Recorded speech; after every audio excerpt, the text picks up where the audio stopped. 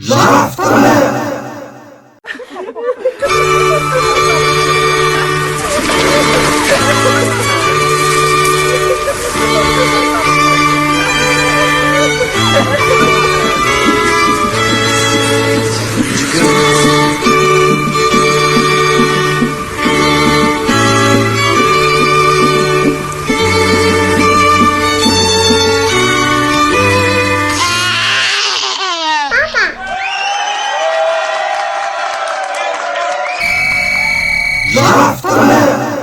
Bonjour et bienvenue dans l'épisode numéro 21 de l'émission Jaf ta mère de l'association Équité Parentale sur RLP 102.3 FM ainsi qu'en direct sur Internet.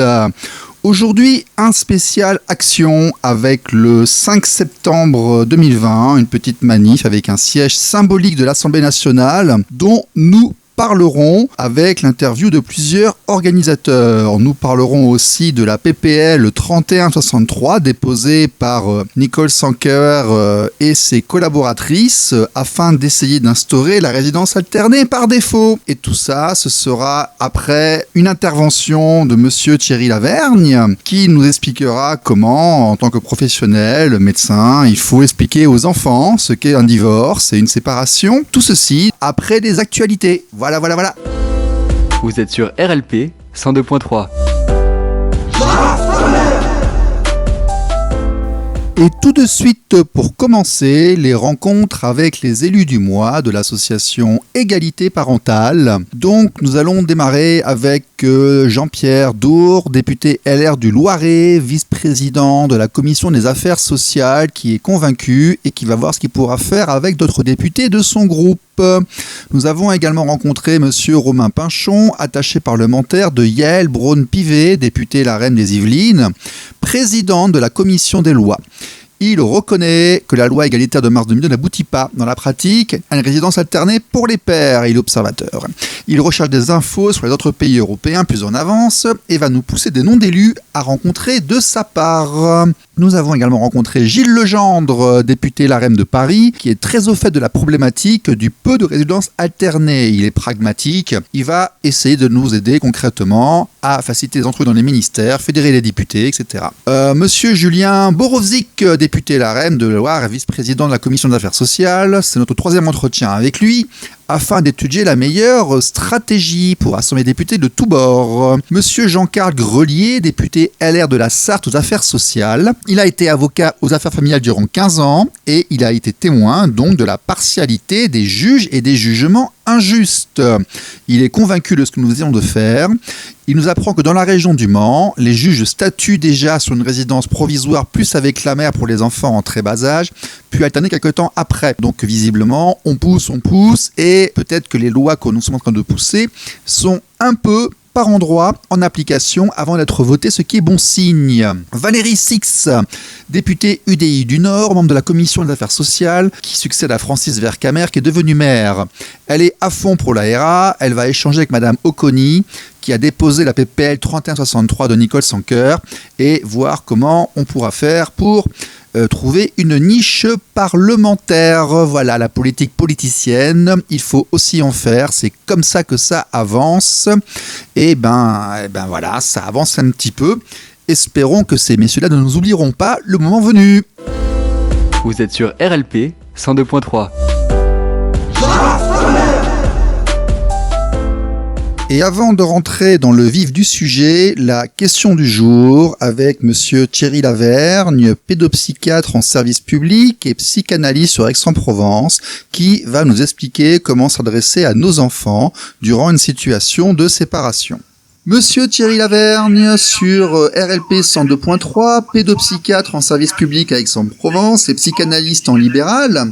La question du jour sera cette fois-ci, comment expliquer le divorce, la séparation à un enfant? Éclairez-nous s'il vous plaît, dites-nous. Bonjour Stéphane, bonjour à tous. Expliquer le divorce, la séparation, c'est expliquer que la situation ne sera plus à l'avenir comme elle était auparavant. déjà, donc il n'y a pas de raison de l'expliquer avec des mots autres que les mots qu'on utilise pour l'expliquer aux copains, aux parents, on utilise les mots de tous les jours et on laisse la possibilité à l'enfant de poser des questions si certains mots ne sont pas compris. Ce qui est important pour l'équilibre de l'enfant, c'est qu'il comprenne que c'est un changement, que ça a été décidé entre adultes, qu'il n'y est pour rien, que ces choses-là se font parce que les adultes l'ont décidé et que de toute façon, chacun des deux adultes restera le parent de l'enfant, un des deux parents de l'enfant. Pour que les choses soient encore plus lumineuses pour lui, il faut expliquer aussi comment on s'est rencontrés. Une séparation trouve plus de sens quand on en explique quand on explique l'origine de la rencontre.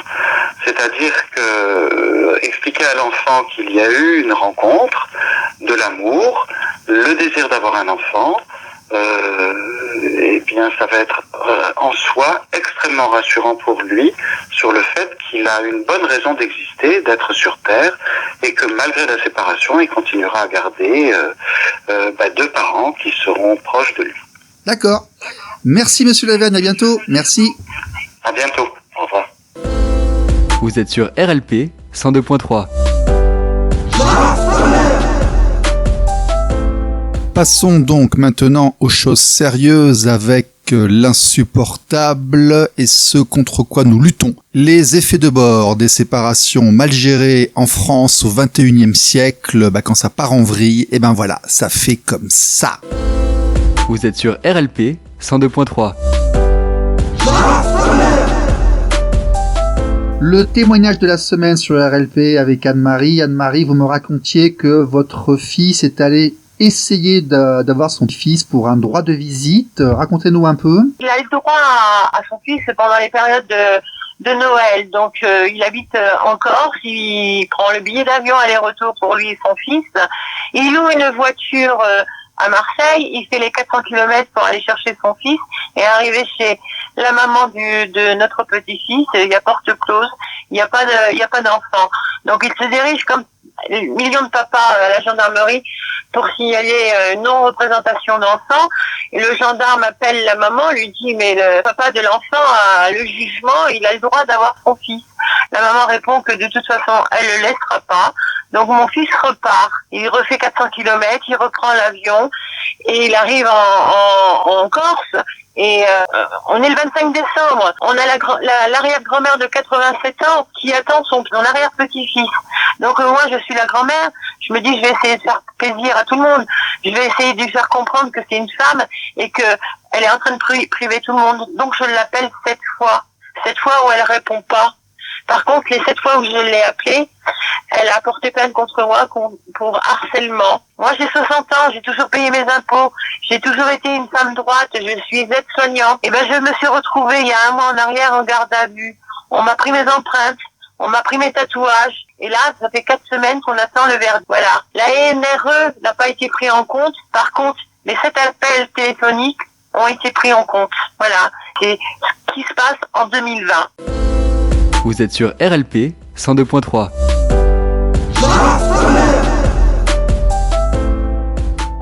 Voilà, ça agace, hein. Eh bien, c'est le témoignage d'Anne-Marie. Anne-Marie qui est une des organisatrices de la manifestation d'un mouvement qui se prépare pour le 5 septembre et dont elle a accepté de nous parler.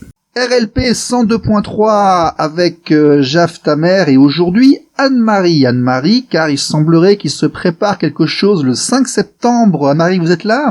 Oui, bonsoir à tout le monde. Oui, effectivement, le 5 septembre, une grande manifestation pour les enfants avant tout. Un enfant, 2 parents. C'est ce qui devrait être dans toutes les têtes et dans tous les cœurs.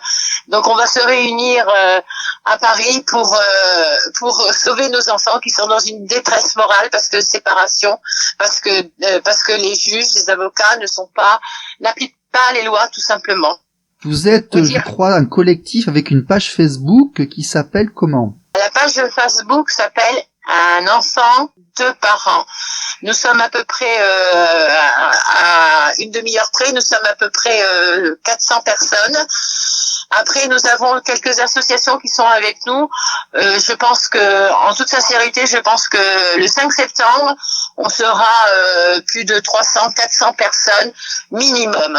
Bon, et donc vous voulez faire le siège de l'Assemblée nationale, c'est ça? Tout à fait. Symboliquement, bien sûr. Alors, nous sommes. J'ai une tendance à dire, je suis un papa.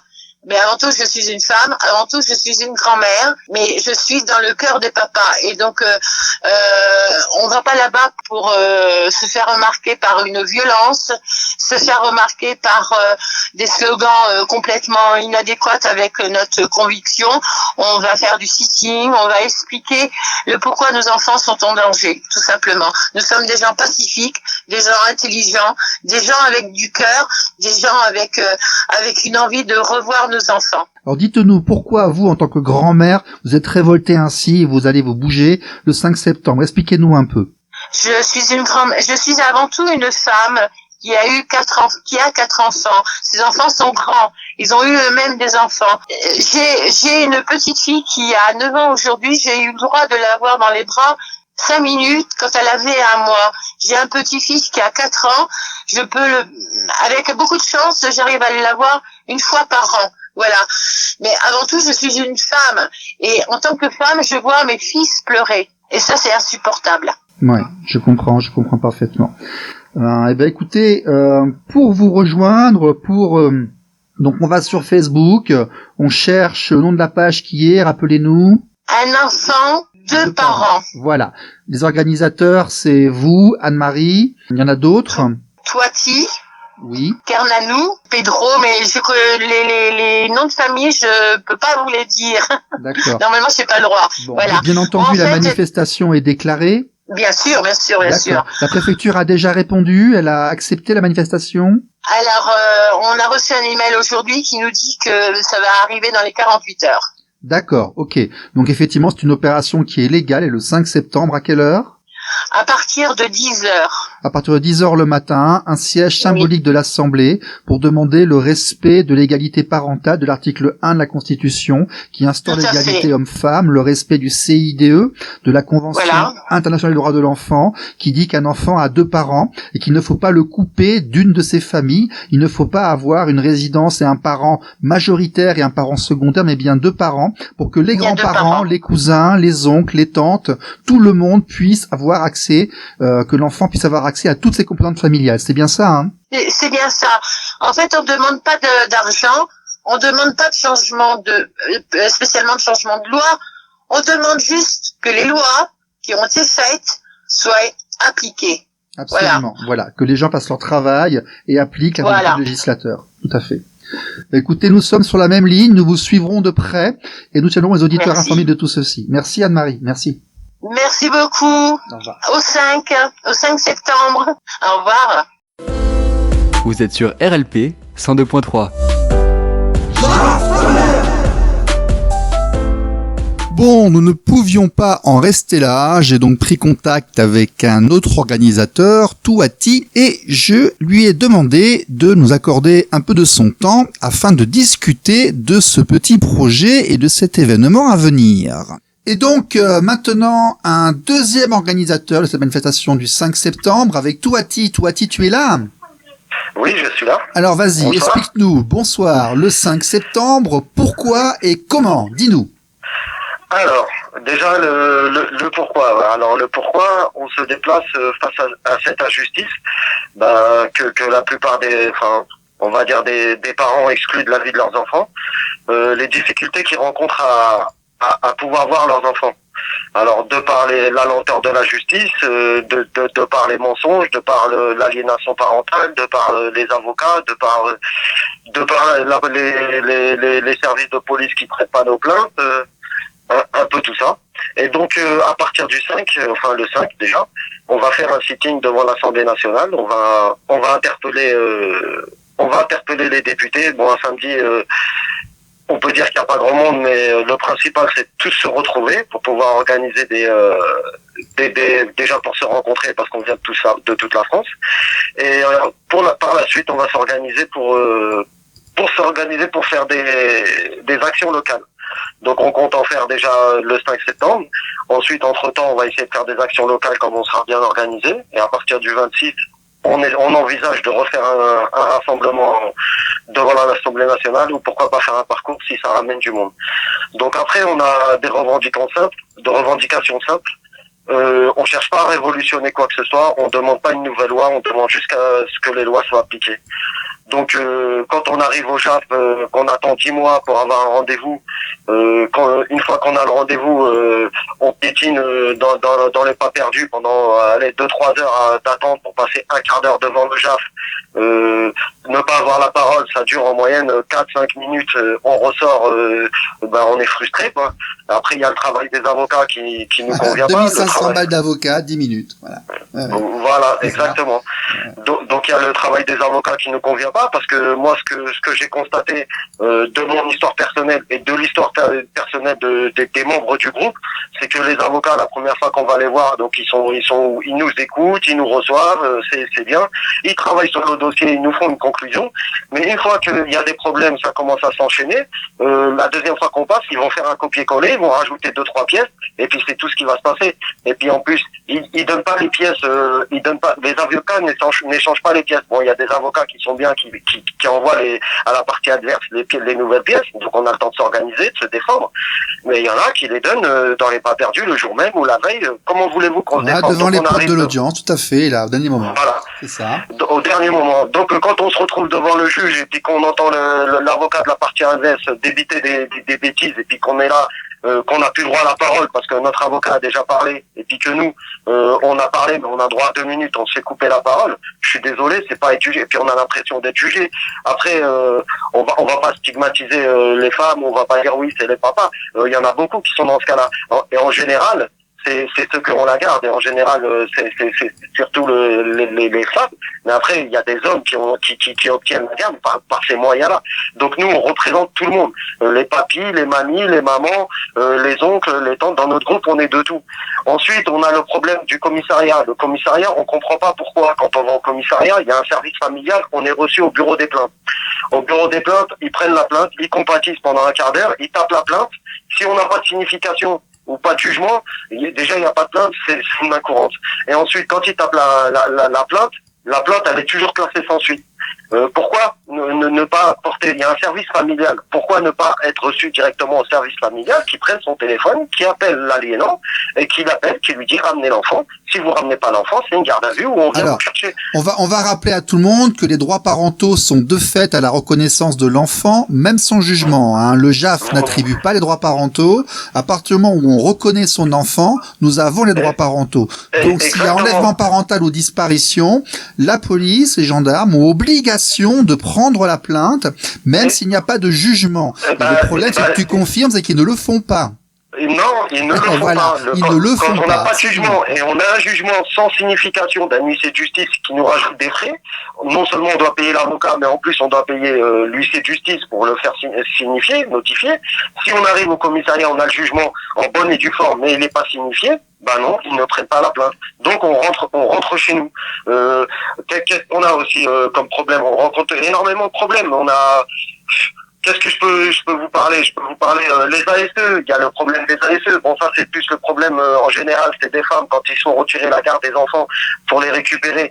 Tout ça, c'est tout un bordel et c'est une seule personne qui décide. On a les enquêtes sociales.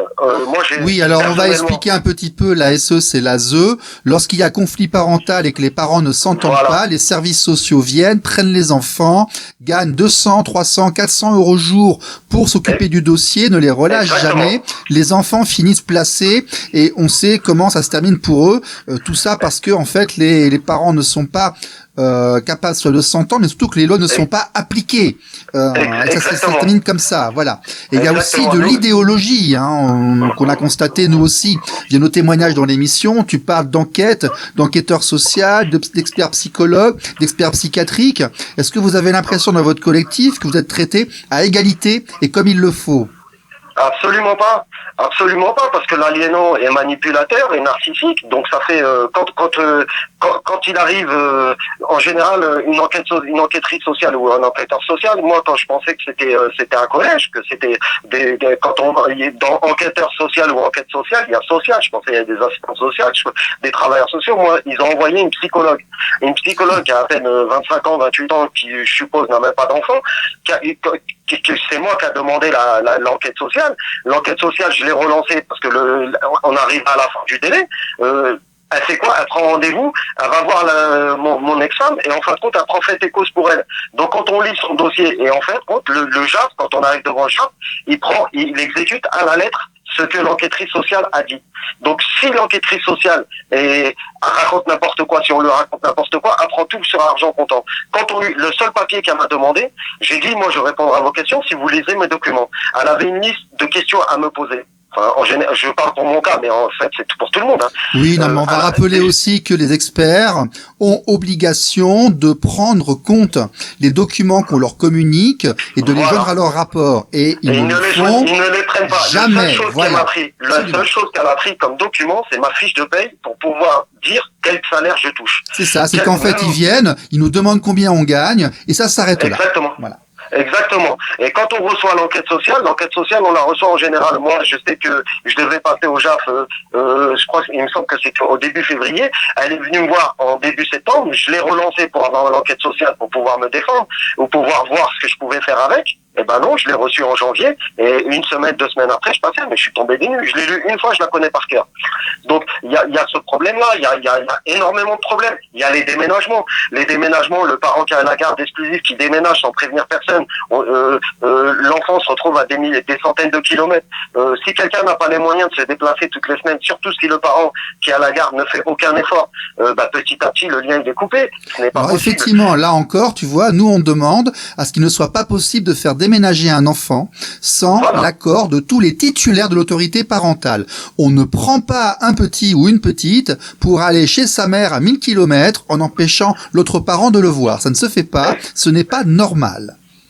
Exactement. Il y a autre chose. Il y a la prise en compte des NRE. Il y a une NRE, c'est classé sans suite, classé sans suite, classé sans suite. On vient de parler à Anne-Marie. Pour Noël, elle a pas eu son petit-fils. Par contre, elle a appelé son ex-belle-fille 7 fois. Elle a fini en garde à vue, tu vois. Donc, ça, les témoignages comme ça, j'en ai plein.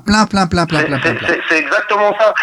Quand il y a une séparation, pourquoi ne pas faire une convention, une séparation entre adultes qui sont normalement, parce que moi j'appelle ça des cerveaux malades, mais ceux qui sont normaux, qu'est-ce qu'ils font? Normaux.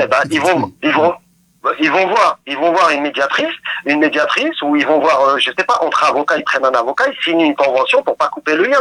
C'est trop facile. On a vécu avec une personne 15 ans, ou 10 ans, ou 20 ans, ou je ne sais, 5 ans. Une fois qu'on se sépare, la personne part avec l'enfant, et du coup, l'autre parent n'arrive pas à voir son enfant. Et quand on demande un passage au JAF, il y a 10 mois d'attente. On attend 10 mois, mais en attendant, le lien, il est coupé. Encore, t'es gentil, à Montpellier, il y a 10 mois, mais tu vas en banlieue parisienne, Nanterre, tu montes à 2 ou 3 ans, hein. Exactement. Et quand on arrive devant le juge, en fin de compte, oui, l'enfant n'est plus habitué à l'autre parent, il va falloir des visites médiatisées. Alors là, maintenant, le parcours du combattant, déjà... C'est ça. Alors ça, je confirme aussi, quand les droits ne sont pas respectés, au jugement d'après, on réduit les droits. Exactement. Et ensuite, quand on nous impose les visites médiatisées, donc quand on reçoit les visites médiatisées, on se dit c'est chouette. Enfin, c'est chouette non, parce qu'on a droit que 2 heures tous les 15 jours. Voilà, devant une caméra, comme les drogués et les criminels. Ouais. Voilà, exactement. Et quand on arrive pour demander nos droits, donc naïvement, on se dit c'est bon, la semaine prochaine je vais voir mes enfants. Non, on téléphone. Ah ben excusez-nous monsieur, il y a trop d'attentes. Dans notre structure, il y a pas assez de place, on a trop de familles. Donc on attend 3, 4, 5 mois pour pouvoir passer. Et une fois qu'on a le rendez-vous pour avoir un entretien, encore faut-il que le parent qui a la garde prenne le rendez-vous la même semaine que nous, le même mois que nous, et ensuite ils établissent le calendrier. Or, le calendrier, quand il est établi, il s'est déjà passé, après le jugement, il s'est déjà passé au moins 6 mois. Moi je parle du cas de Montpellier, hein. Il s'est passé 6 mois. Et ils nous disent bien sur le règlement, si elle la ramène pas ou il la ramène pas une fois sur 2, le dossier n'est pas clôturé. Une fois sur 3, le dossier n'est pas clôturé. Par contre, s'il la ramène pas 3 fois de suite, le dossier il est clôturé. Le parent qui a la garde, qu'est-ce qu'il fait? Il la ramène une fois sur 3. Et il n'y a pas de suivi. Donc il n'y a pas de suivi. Il y a des psychologues qui sont là. Ils sont là pour 1 heure ou 2 heures. Ils discutent avec l'enfant. Ils essayent de négocier parce que le parent aliénant, il est pas fou parce qu'il ramène l'enfant et il lui dit il faut faire ça, la main sur le visage, faut pas prendre de photos, faut pas prendre ci, faut pas prendre ça. Et puis il y a tout ce qui se passe autour. Et quand ça part en vrille et que madame dit tu ne reverras plus ton enfant, statistiquement, elle a 50% de chances d'y arriver et c'est absolument intolérable et insupportable. Voilà. Ok, donc Wati, donc manifestation le 5, tu penses qu'il y aura du monde ? Oui, on est bien parti, on essaie de réunir du monde. Moi, je fais un appel aujourd'hui, je fais un appel solennel à tous les groupes qui sont constitués sur Facebook, tous ceux qui luttent contre l'aliénation, tous ceux qui sont pour les droits des pères, tous ceux qui sont pour les droits des mères. Aujourd'hui, on a réussi à avoir. Il nous a rejoint un collectif de mamies qui ont mis une pétition. On appelle toutes les associations, malgré qu'on ne compte pas sur elles, parce que ça fait des années qu'elles sont là, elles n'ont jamais rien fait pour nous. On appelle tout le monde. C'est fini le politiquement, les lobbying et attendre des politiques. Les politiques, ça sert à rien. Maintenant, il faut se bouger. Parce que ce qu'il y a, c'est que tous ceux qui ont lutté pour une cause, ils sont sortis dans la rue. C'est pas en faisant du lobbying ou en faisant du local, on peut le faire, mais il faut du national, il faut être vu, il faut rassembler. Et il faut que ça passe boule de neige. Et en général, tous ceux qui sont dans cette situation, ils ont peur pour leur dossier. Donc, ils ont peur d'être vus. Moi, je le dis, le 5, aujourd'hui, la situation, elle est propice. D'une, on a un nouveau ministre, et de 2, on peut passer inaperçu vu qu'on doit porter des masques. Donc, tous ceux qui ont peur pour leur procédure d'avoir des problèmes avec le juge, oui, je veux le préciser, ça. Ouais, bah tu vois, là, on s'enregistre. Aujourd'hui, on est vers la mi-août. L'émission passe vers la mi-août, la moitié du mois d'août. J'espère qu'il n'y aura pas de nouveau confinement en septembre. Ça se passera bien. Exactement. Exactement. Donc, tous ceux qui disent, je suis en procédure, je vais avoir des problèmes, au cas où il y a des caméras, ou au cas où il y a un problème, ou tout ça, non. Et vous inquiétez pas, parce que une paire de lunettes, une casquette, ou même un chapeau, avec le masque, personne ne vous reconnaîtra. C'est anonyme. Bon, de toute façon, il faut aussi avoir l'angle politique. C'est pour ça que nous, on relaie les actions de Thierry Berger, notamment. Mais Équité Parentale est là pour relayer, synchroniser, coordonner les manifestations sur le territoire français. Donc forcément, on est avec vous. Donc on vous passe à l'antenne. On parlera de vous, on vous suivra, on informera les gens. Puis effectivement, on passe un appel à nos organisateurs pour qu'ils aillent aussi avec vous pour le 5, avec, comme on a prévu par la suite, de faire des actions en local pour aller sous les fenêtres des acteurs locaux pendant qu'ils travaillent, c'est-à-dire faire des manifestations devant les tribunaux le jour des audiences pour qu'ils aillent bosser en passant devant nos affiches. On n'a pas pu le faire en mai à cause du confinement, mais généralement on en fait une par an.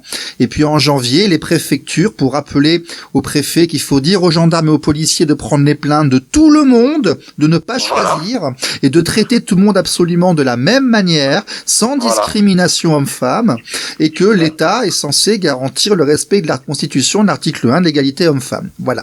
Exactement. Il faut mettre l'enfant au premier plan, parce que l'enfant, il perd un parent, alors qu'il l'aime au plus profond de lui, mais pour pas décevoir l'autre parent, il est obligé de rejeter l'autre parent. Et tout ça, ça peut finir sur des drames. Il y en a qui ont tout perdu, il y en a qui ont fait des bêtises, il y en a qui ont fait... Donc il faut absolument que... mais il y en a qui se comportent très très mal avec eux-mêmes ou envers les autres. On nous parle de beaucoup de faits divers dans les médias, on ne les contextualise jamais. On va rappeler notamment que s'il y a autant de suicides dans la police, et là je parle en connaissance de cause, c'est pas parce qu'il y a trop de voleurs ou qu'il y a trop de terroristes, c'est parce que c'est bien sûr beaucoup de problèmes familiaux et qu'ils n'arrivent pas à voir leur gosse et qu'ils donnent la moitié de leur solde à quelqu'un qui s'occupe d'un gamin qui ne va quasiment jamais. Donc ça, il faut quand même le dire, et c'est absolument insupportable. Et je vais te dire, si jamais on imposait la conciliation et qu'on faisait la résidence alternée par défaut, mais qu'est-ce qu'on économiserait comme pognon? Et qu'est-ce qu'on désengorgerait les tribunaux? Parce que je crois qu'on est à 70% d'occupation des tribunaux pour ces histoires-là, pour ces crépages de chignons de la famille. Moi, je me suis posé la question, j'ai étudié un petit peu tout ça. Moi, ce que je sais, enfin, à mon humble niveau, je suis magasinier cariste, j'ai aucune prétention. Moi, tout ce que je sais, c'est que entre 60-70% des frais de fonctionnement du tribunal, c'est dû aux affaires familiales. Parce que le reste, ça rapporte pas d'argent. Donc, tout ça, Après, c'est à vérifier. Les tribunaux sont pas lucratifs, ils gagnent pas d'argent, mais disons que ça marche pas, tu vois. Si jamais ils arrivent pas à s'occuper des vols, de ce genre de choses, c'est aussi parce que nos problèmes de mariage qui ne tiennent pas dans la durée, et ben les surchargent et leur empêchent de bosser pour tout le reste. Il faut quand même le dire, hein. Il faudra s'en occuper un jour. Bon. Exactement. Okay. Et puis le travail des avocats, il faut dénoncer ces avocats. Il faut qui font miroiter des choses, qui prennent leur argent. Le pire, c'est que je me suis aussi amusé à faire un calcul. En prenant l'aide juridictionnelle, en général, les aliénants, ils ont l'aide juridictionnelle. Par contre, la victime, celui qui ne voit plus ses enfants, il va payer tout de sa poche parce qu'en général, ça travaille. Et sur l'aide juridictionnelle, là, c'est grand maximum 800 €, 900 €. Vous leur enlevez les charges, il leur reste combien? Les frais de fonctionnement, il leur reste pour 300 €, ils détruisent des lits. Ah non, mais l'aide juridictionnelle, c'est une aumône pour faire croire que les pauvres sont bien défendus. Nous sommes d'accord. Voilà. Tiens, juste pour savoir, t'en es à combien de frais, toi Moi, j'en suis entre 15 000 et 20 000 € en 4 ans pour avoir vu 3 heures ma fille, 3 fois 1 heure ma fille, en médiatisé avec la main sur le visage. J'ai même pas pu la prendre dans mes bras. Après, moi, j'aime pas trop parler de mon cas personnel. Non, c'est tout uniquement ça. Je te demandais que ça, c'est bon, c'est fini. Voilà. Ok, Toiti, on se tient au courant et peut-être dans 2 semaines. Dans 2 semaines, j'espère bien que vous serez là. Et merci de m'avoir reçu, merci de m'avoir écouté. À bientôt, merci. Allez, merci, au revoir. Vous êtes sur RLP 102.3. Tout ceci ressemble grandement à ce que nous avions fait il y a 2 ans. Le principe de la page Facebook, le groupe organisateur, le fait de vouloir se déplacer parce que les grosses associations parisiennes qui coûtent très cher n'ont absolument rien fait pour nous. Vraiment, ça ressemble beaucoup à nos thèmes principaux. Nous avons donc commencé à en parler entre les cadres d'équité parentale et notamment une petite discussion avec Toumani. Toumani qui tient, bien qu'étant au bureau de l'association, il est aussi avec eux. Comme c'est bizarre et comme on se retrouve. RLP 102.3 avec Toumani. Toumani qui était déjà avec nous cet hiver. Tu vas bien? Ça va bien, merci. Et vous? Et toi? Ah écoute, ça va. Un peu muselé là, mais j'ai acheté un masque où on voit la bouche, ce qui permet de sourire aux caissiers dans les magasins. C'est un avantage. Voilà, pour garder la bonne humeur. Dis-moi donc, toi, tu es au bureau d'équité parentale, tu es avec nous depuis super longtemps. Est-ce que tu seras le 5 à Paris? Est-ce que tu es dans ce mouvement?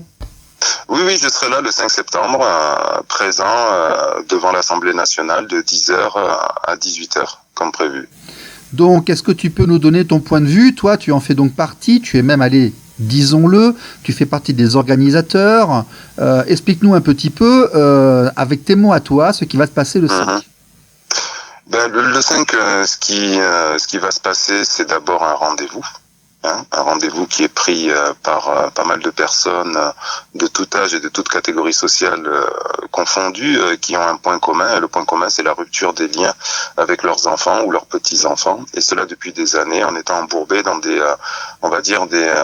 démarches judiciaires interminables. Donc déjà, c'est un rendez-vous, entre des personnes qui ont ce point commun. Et la deuxième chose, c'est d'essayer d'attirer l'attention de l'opinion publique, mais aussi un peu des médias, mais surtout du législateur, pour lui rappeler que il existe des situations qui se comptent par centaines de milliers en France, qui concernent aussi bien des enfants que des parents qui veulent maintenir le lien. Et ça me paraît assez ironique que dans un pays comme le nôtre, on fasse la sourde oreille vis-à-vis de ce sujet, malgré les conséquences terribles qui ont lieu chaque jour. Voilà. Donc ça sera un petit coup de gueule. Voilà. Ok, donc nous allons faire symboliquement le siège de l'Assemblée. C'est ça. Avec un sitting symbolique. Un sitting symbolique avec des banderoles. On va lancer notre réseau équité parentale. On va essayer de voir qui c'est qui vient faire quelque chose et puis on essaiera d'enchaîner sur les actions locales un peu plus tard dans l'automne. Ok. Est-ce que tu es au courant de cette pétition aussi très bien faite qui tourne sur les placements, qui a actuellement recueilli 17 179 signatures, toi, en tant qu'éducateur, d'ailleurs, l'association Communiquer pour Vivre, la présidente Sylvie Castro, ça te dit quelque chose? Non, non, ça ne me dit rien du tout, tu me l'apprends. Bon, eh ben écoute, je la posterai sur la page Facebook, mais toi D'accord. aussi tu confirmes, je crois, ce qu'on avait dit avec monsieur Jean-Pierre Winter et monsieur Gérald Néran, que la place du père est très attaquée par la société, donc il y a des ruptures de liens et des séparations conflictuelles avec un dysfonctionnement de la justice qui font que malheureusement, dans un nombre croissant de cas, l'ASE, les placements à l'enfance interviennent, et là, ça dégénère et ça devient incontrôlable. Oui, mais je le confirme en tant qu'éducateur spécialisé déjà, qui a été amené à travailler dans pas mal de structures qui se retrouvent justement payées par le département pour assumer ces ordonnances de placement provisoire, parce que, comme vous le savez, la plupart d'entre vous, il ne peut y avoir de prise en charge dans un foyer ou une famille d'accueil que s'il y a une décision judiciaire émise par un juge des enfants, ou bien s'il y a un accord entre les parents et le conseil général. Bon, souvent c'est sur décision judiciaire, et cette décision judiciaire, le problème c'est qu'elle part d'un bon sentiment. Lorsque la situation de l'enfant se révèle vraiment être chaotique et maltraitante au domicile, mais la réalité est tout autre. La réalité c'est qu'on place des enfants pour un oui et pour un non, souvent sous des prétextes qui font que moi, parfois, honnêtement, sur certains dossiers, j'ai les bras quand sont tombés. Bref, mais ce dont je me suis rendu compte à la longue, c'est qu'on est dans un secteur où on devrait parler à longueur de journée d'objectifs éducatifs, puisqu'on nous confie la mission à l'équipe éducative d'accompagner cet enfant jusqu'à sa majorité et lui permettre d'avoir accès à la culture, aux loisirs, mais surtout à l'instruction, à un minimum. Et on se rend compte que finalement, l'objectif de la structure devient à chaque fin de placement de demander le placement, le prolongement de cette mesure d'1 an supplémentaire. Et ainsi de suite jusqu'à la majorité de l'enfant. Parce qu'il n'y a financement du conseil départemental que tant que la minorité de l'enfant est effective. Et voilà. Le jour de ses 18 ans, cet enfant à qui on a demandé chaque année au juge le prolongement de la mesure dans la structure ou la famille d'accueil, sans peut-être penser à d'autres alternatives comme un parent ressource dans la famille, paternelle ou maternelle. Ou tout simplement épauler les parents existants. Pour épauler les parents, c'est-à-dire faire travailler sur la médiation familiale, faire un vrai travail de médiation qui pousse les adultes à laisser de côté leurs griefs et leurs conflits parentaux pour se concentrer sur les responsabilités qu'ils ont maintenant tous les deux à assumer vis-à-vis de leurs enfants. Parce qu'on divorce ou on se sépare d'adultes, mais on ne divorce pas et on ne se sépare pas de ses enfants. Voilà. Et en plus, on est dans un pays où il y a une loi qui a été votée depuis 2002, le mois de mars 2002, et qui concerne la résidence alternée. Et normalement, ça devrait être le premier outil qu'utilisent les juges en cas de conflit et de séparation. Bon, tu as vu la PPA déposée par Nicole Sanker, là, et son assistante en juin dernier. D'ailleurs, qu'est-ce que tu penses de Monsieur Dupond-Moretti, nouveau garde des Sceaux? Est-ce que pour toi c'est un espoir, ou qu'est-ce que tu en penses? Moi, honnêtement, je ne le connais pas personnellement. Je connais le personnage, et c'est vrai que quelqu'un qui fait autant peur à la nomenclature de la magistrature, non, mais c'est un fait, c'est un constat. Donc ça m'interpelle, parce que moi je suis bien trop habitué, en tant qu'éducateur spécialisé ou en tant que bénévole dans l'association où j'accompagne des papas et aussi des mamans, je suis bien trop placé pour savoir l'excès d'autoritarisme et souvent comment les magistrats sont hautains lorsqu'ils prennent des décisions et qu'on leur demande des explications et qu'ils veulent pas en donner malgré les constats et malgré les preuves. Donc ça m'étonne de voir ces gens-là habituellement très hautains, très sûrs d'eux, sans aucune autorité au-dessus d'eux, tout d'un coup avoir peur de quelqu'un ou de quelque chose. Donc ça déjà, faut le reconnaître à Monsieur Dupond-Moretti, parce que avant lui, j'ai pas entendu parler ni vu un garde des Sceaux ou une garde des Sceaux qui inspire autant de méfiance et de peur à la magistrature. Voilà, ça c'est la première. Et la deuxième, il y a une chose avec laquelle je suis complètement d'accord avec lui. Quand je vois la pratique professionnelle des juges des enfants, des JAF, mais aussi de tout ce qui est avocat, avocate, services sociaux, à majorité, je vous le dis franchement, à majorité féminine. Vraiment à majorité féminine, c'est qu'il faut absolument une réforme de l'école nationale de la magistrature, parce que c'est pas possible d'avoir autant de magistrates qui, lorsque vous êtes un papa et que vous êtes amené à avoir des soucis avec votre maman pour la séparation, qu'elle soit d'entrée autant partisane. On attend d'un juge qu'il soit neutre, jamais partisan. Malheureusement, dans cette institution et dans cette fonction d'État, il y a une majorité de 80% de femmes.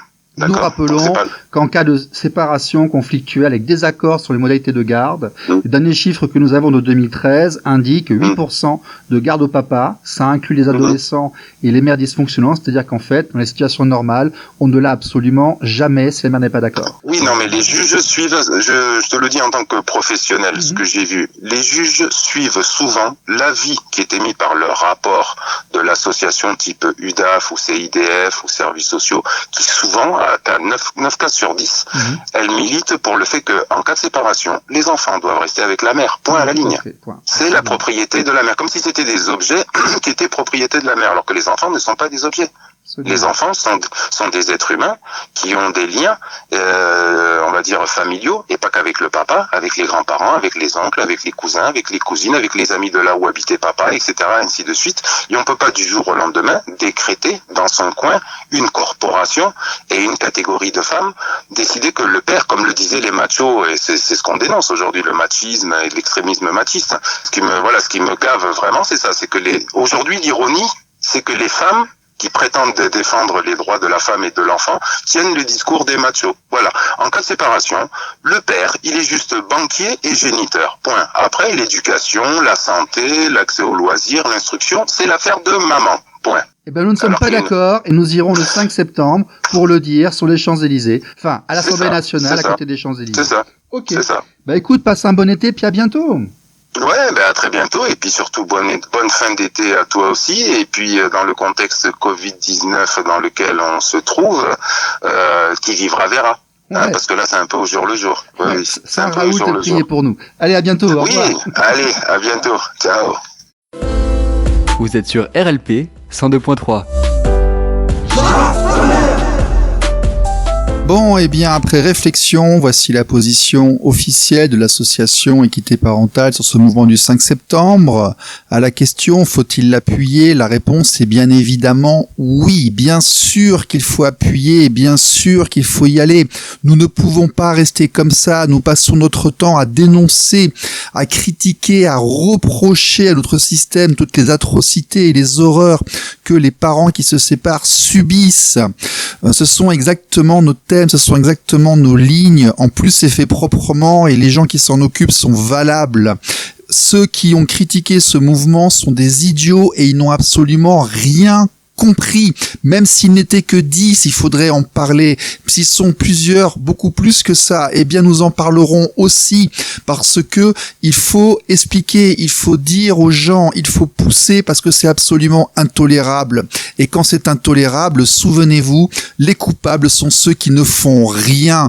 Il est hors de question de ne rien faire. J'appelle les gens à aller avec eux. On s'en fout qui est le logo, qui est pas le logo, qui est le nom. Il faut penser à nos gosses, il faut penser à nos enfants et pour ça, il faut le faire ensemble. Voilà. C'est comme ça que ça va se passer et nous ferons une jolie image là et on va appeler les organisateurs pour voir comment on pourra faire. Mais il est évident que les bonnes volontés doivent être ensemble et arrêtez de faire chacun vos trucs dans votre coin, bon sang. Allez, on y va, go!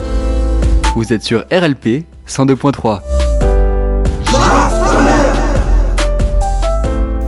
Pas de musique aujourd'hui car trop de contenu lié à l'actualité. Je présente d'ailleurs mes excuses à messieurs Jean Gabard et monsieur Zudas qui auraient dû faire partie de l'émission aujourd'hui, mais avec ce mouvement du 5 septembre, je suis obligé de décaler leurs interviews, de toute façon qui sont déjà enregistrées. Après tout ceci, nous allons parler de la PPL de Madame Nicole Sanker avec Raphaël Wittenberg de l'association Papa Outé qui nous vient de Polynésie, qui est avec nous depuis le 16 mai, effectivement, depuis les origines, qui avait répondu à notre appel. C'est d'ailleurs là que nous réalisons que une députée a manifesté avec nous ce jour-là, et donc non, cela n'a pas été inutile, et Raphaël, monsieur Wittenberg, va nous expliquer pourquoi. RLP 102.3, aujourd'hui avec Raphaël Wittenberg de la Polynésie française, de l'association Papa Outé. Raphaël, ça va? Ça va bien, ça va bien. Je suis heureux de t'avoir aujourd'hui parce que tu étais avec nous durant le 16 mai 2018, tu t'en souviens? Tout à fait, on avait répondu à votre appel et aussi pour soutenir en tout cas l'idée qu'on remette en avant l'égalité parentale par Philippe Latombe. Même si on n'était pas forcément tout à fait d'accord avec sa proposition de loi, on était là pour soutenir, oui. Oui, et puis après, on a refait une action commune en février devant les préfectures pour l'égalité homme-femme, et notamment, vous, à Papa Outé, votre association, écoute, décris-nous un petit peu ton association, ce qu'elle fait, qui vous êtes et ce que vous faites. Vas-y. Alors nous, notre association a été fondée, bien sûr, d'abord sur des expériences, ou même, on va dire, des traumatismes personnels, pour ma part et celle de mon collègue Mathias Urban, avec qui on avait fondé l'association à l'époque. Mais quand on a fondé cette association, il nous a apparu qu'il y avait un problème à ce moment-là, comme il a pu apparaître avant aux autres, mais sur comment se passaient les jugements en affaires familiales au tribunal.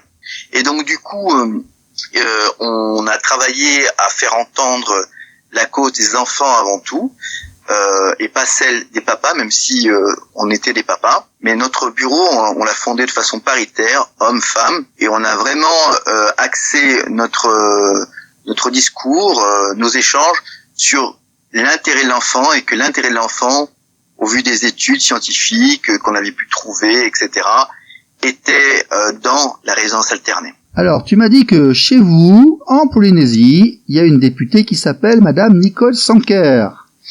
Voilà, nous, notre objectif dans l'association Papa Outé, c'est de faire changer la loi. Or, notre tribunal ici à Papeete, on est français, c'est la loi française.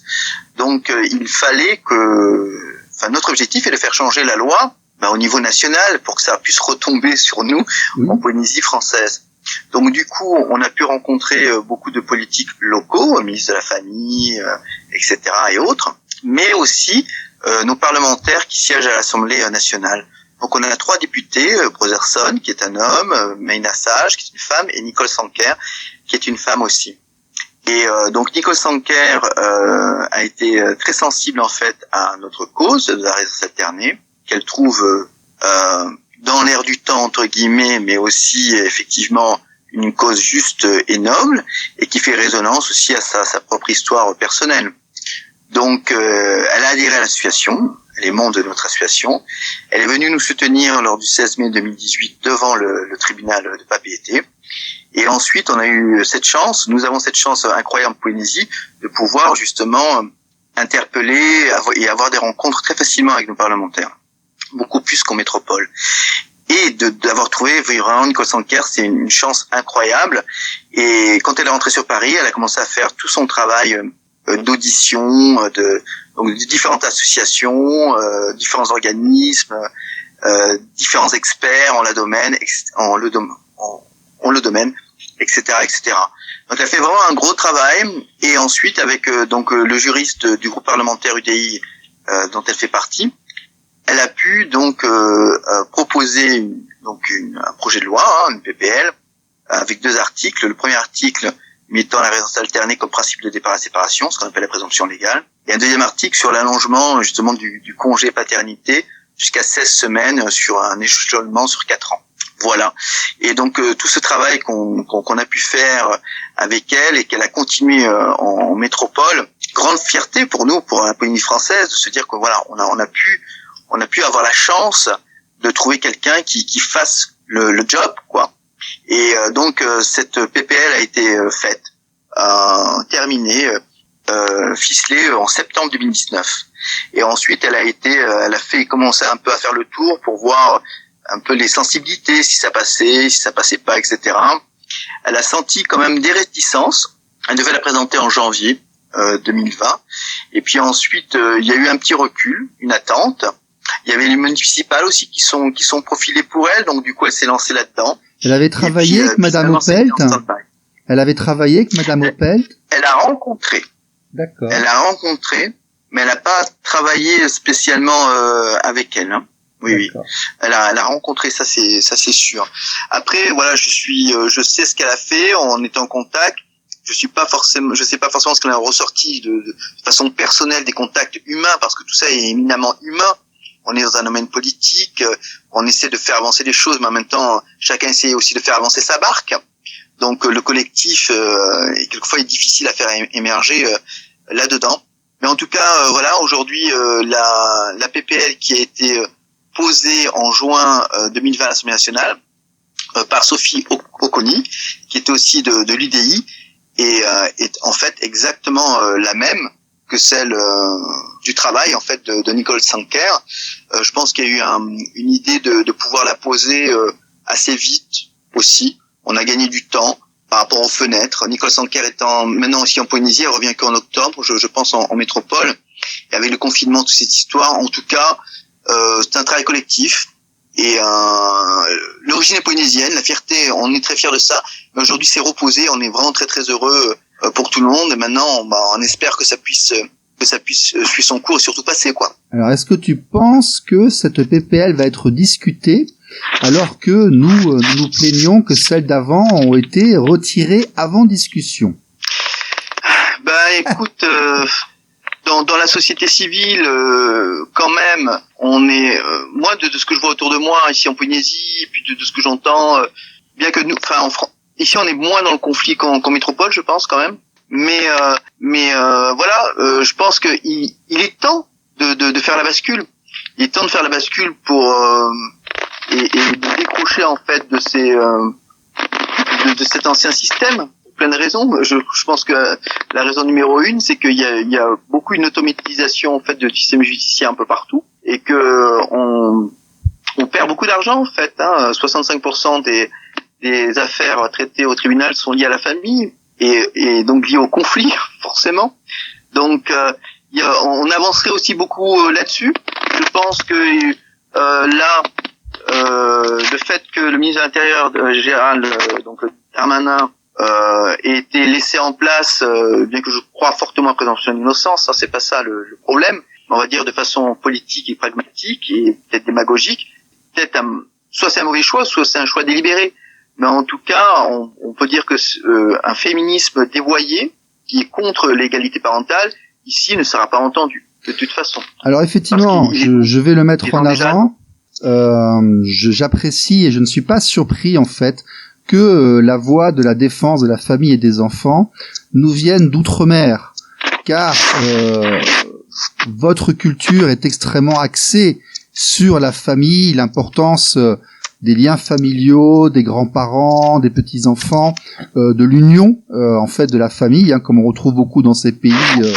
C'est ce que j'ai rencontré moi en Asie, et effectivement avoir la résolution des divorces qui à mon avis sont très rares chez vous d'ailleurs, mais qui doivent exister quand même à l'occidental, à la métropolitaine, doit vous heurter encore plus. Et je ne suis pas surpris que ce soit quelqu'un de chez vous qui fasse ce travail et qui l'amène à l'autre assemblée. Et à la limite, c'est bien, c'est très bien pour nous. Voilà. Petite chose, est-ce que tu sais quand il y a une fenêtre, là il y a une date pour ça, il y a un calendrier, quelque chose? Oui, alors de mémoire, de ce que j'ai compris, normalement la prochaine niche du groupe UDI, parce que c'est de ça dont il s'agit, elle est en mars, donc il faudra encore attendre. Maintenant, de ce que j'ai aussi compris, parce que je me suis entretenu avec Nicole Sanquer il y a 2 semaines, il y a pas longtemps, on a bien discuté de ça, justement, de où on en était. Voilà, c'est si les vents sont favorables et que quelque part ça peut avoir une adhésion transpartisane, ça peut mettre avant cette échéance, ça peut même passer d'ici la fin de l'année. Bon. C'est tout à fait faisable. À titre personnel, j'ai espoir que ça passe. Je pense que ça peut passer.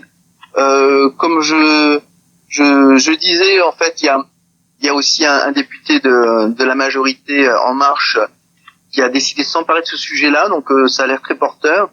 Maintenant, est-ce qu'il va porter son propre projet aux dépens de celui-là, le projet de loi, ou soutenir celui qui est en place par le groupe UDI?